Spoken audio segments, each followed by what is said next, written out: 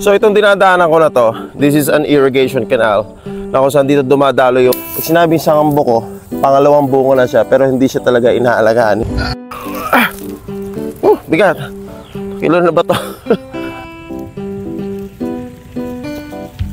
Grabe. Ang tamis. Well, ngayong araw magkakaroon tayo ng napaka-special na episode sapagkat lilisanin ko muna tong aking yard. Madumi siya, hindi pa siya nalilinis. And we are going to go to the farm actually. Pwede rin sabihin natin plantation. At tayo mamimitas ng prutas ngayong araw. Ngayong umaga. Umaga pa lang. And let's go to the farm.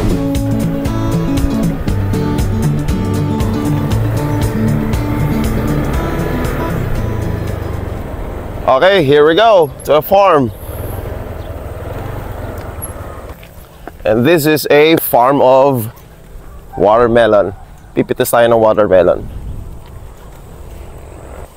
Okay, so we are now going down to this field.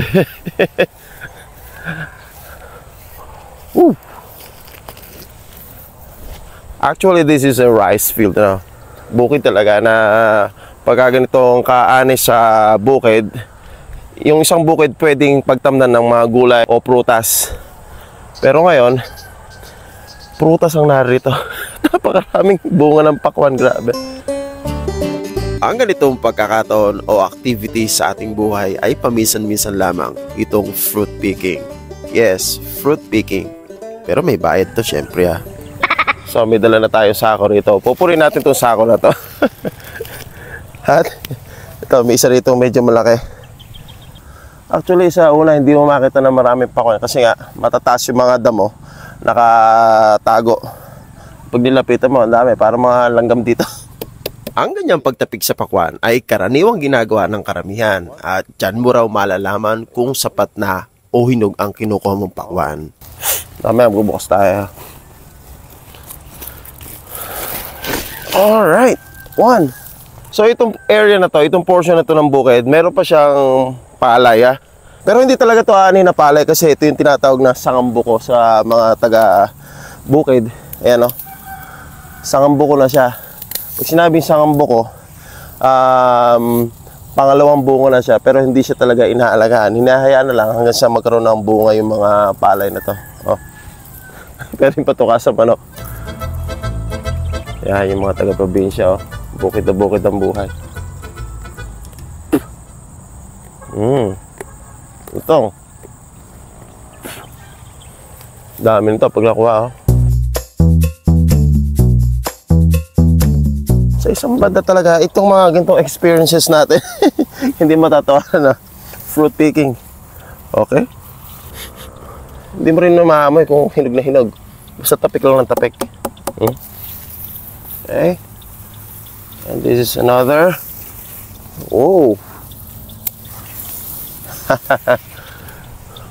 Dikit-dikit talaga siya. Nakakainis.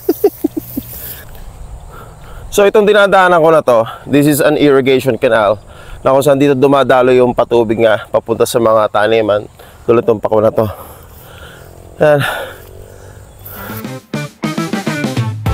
Ngayon naman, I have a challenge for myself.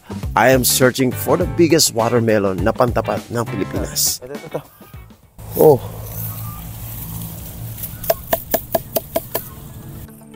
Well, kung pabigatan o palakihan lamang ng pakwan ang pag-uusapan, ayon sa Guinness World Records, nasungkit ng isang Amerikano noong taong 2013 ang records na the heaviest watermelon in the world.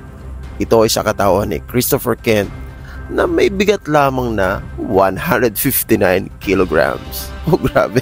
May 3 kaban pa yun Okay, ito. Hey, this is good. Okay.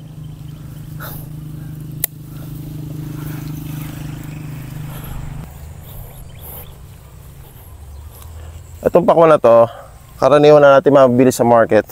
Hindi na siya round shape o yung regular na bilog.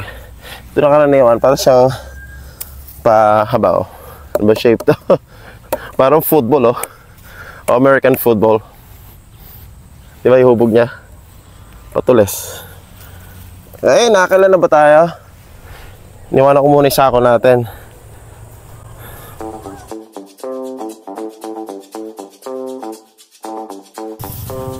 Okay, another. Titikman na natin siguro to. Okay, this time around. Tasting. Okay. Alright, so we are now about to taste this watermelon, the very fresh watermelon in a farm.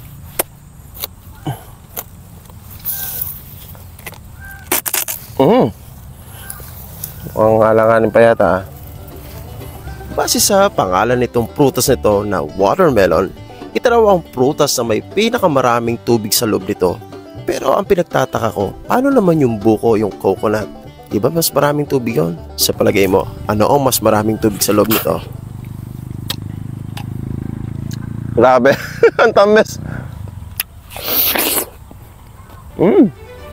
Alam niyo ba na sa buong mundo ay mayroong mahigit 1,000 varieties ng mga pakwan na mayroong iba't ibang kulay at hubog.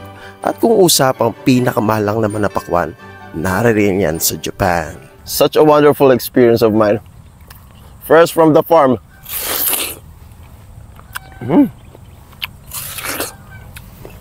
At yung ganito mga kulay, ay kaya nga sa phrase na don't judge the book by its cover. Kaya siya maputi, ayan o, maputi. Pero grabe, para kumakain ng asukal. Irresistible. Dito sa Pilipinas, mapapansin natin na mas maraming nagproproduce o nagtatanim ng ganitong uri ng pakwan. At bihira mo na nga ring mabibili ang mga pakwan na hugis bilog na may kulay pulang laman nito. At sa aking palagay, isa lang naman ang dahilan. At kung ako rin ang tatanungin sa aking panlasa, mas matamis talaga ang pakwang ito. Sa usaping pagsasaka, lalong-lalo na sa welfare ng ating mga mahal na magsasaka, alam nyo ba na ginugugol nila ang mahabang panahon o ilang buwan bago pa sila kumita ng salapi? At bago pa nga nila anihin ang kanilang mga tanim, alam nyo ba na maraming pera na ang kanilang naiutang? At pagsapit nga ng anihan, ang lahat ng ito ay iawas sa kanilang kita at ang magiging net profit ay kakarampot na lamang. Maswerte na nga lang din ang isang magsasaka kung maganda ang presyuhan at malaki o maganda ang naging ani nito. Okay. And okay. Naiwan pa yung kinain natin. Sayang.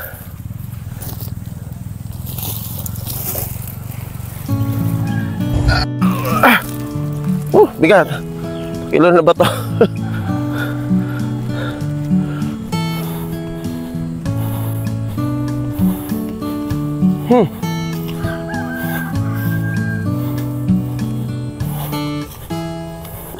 And last, the biggest among them all.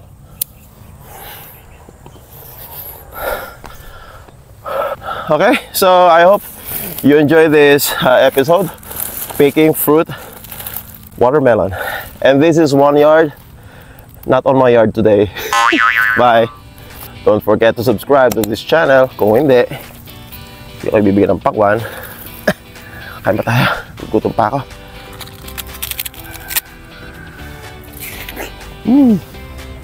Tamis talaga. Bye.